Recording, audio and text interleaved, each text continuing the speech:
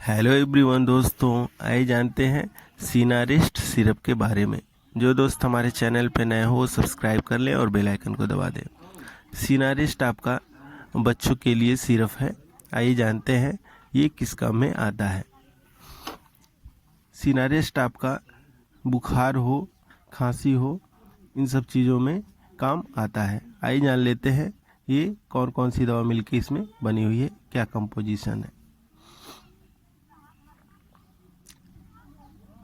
इसमें आपका पैरासीटामॉल है जो आईपी के अकॉर्डिंग बनाया गया है 125 mg में। फिर आपका फिनाइल फिरिन है, हाइड्रोक्लोराइड आईपी के अकॉर्डिंग है 5 mg।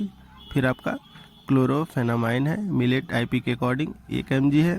फिर आपका सोडियम सिट्रेट आईपी के अकॉर्डिंग 60 mg है। आइए जान लेते हैं ये कितने एमआरपी में आता है।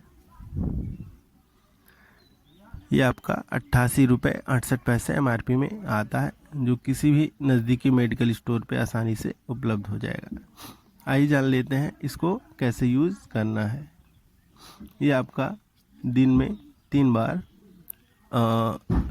2 साल के बच्चे के लिए 5 ml सुबह दोपहर शाम यूज करें। आइए जान लेते हैं इसे किस कंपनी ने मैन्युफैक्चर किया है।